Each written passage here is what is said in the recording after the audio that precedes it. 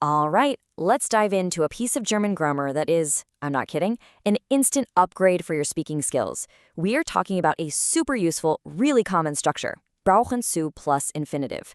You're gonna love this one. So picture this. If you've been learning German for any amount of time, you've definitely been in this spot. Trying to say something simple, but getting stuck on what sounds the most, well, German. Okay, here's the big question for you.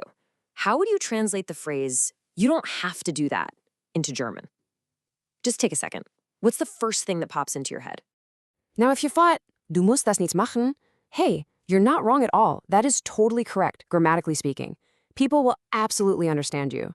But, and this is the whole point of our chat today, there's another way that honestly just sounds way more natural.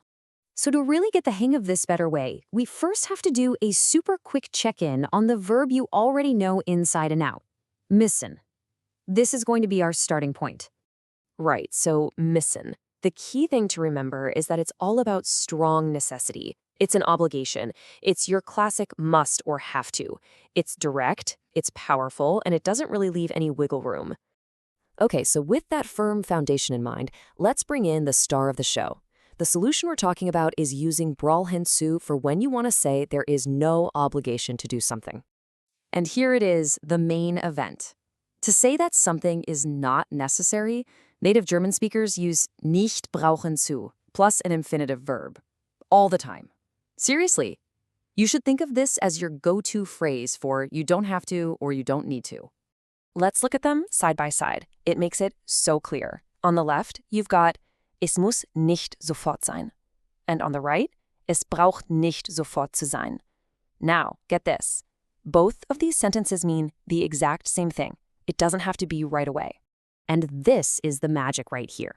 They mean the same thing, but that version with brauchen zu is so often the more common, the more natural sounding choice you'll hear in everyday conversation. It's a subtle little shift, but it's one of those details that really levels up your fluency. Okay, so we've got the rule down, but rules are kind of boring, right? Let's see how this actually works out in the real world. Saying brauchen in action is what's going to make it click. Here is a perfect, classic example. Imagine a teacher says the homework is optional. A student might happily tell their friend, "Nein, wir brauchen die Hausaufgabe nicht zu machen," which just means, no, we don't have to do the homework. It's a perfect expression of a lack of obligation. Now, let's look at a really powerful real-world example. This comes from the story of Christina Vogel, the champion cyclist. After a tragic accident, she needed a wheelchair, but she fought for her mobility. The text talks about her being able to drive her car again, and then we see the sentence. Das braucht sie auch für ihre vielen Termine. She also needs that for her many appointments. So, wait a minute. Did you notice what's different here? There's no zu, there's no infinitive verb at the end. In this case, brauchen is just being used by itself to mean to need.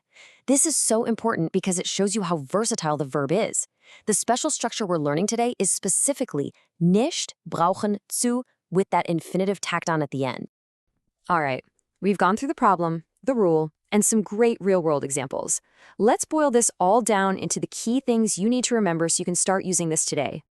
So here are your new grammar tools.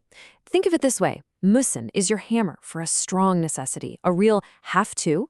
But when you want to express a lack of necessity, a don't have to, your brand new natural-sounding tool is nicht brauchen zu plus the infinitive. It is absolutely your best alternative to nicht müssen.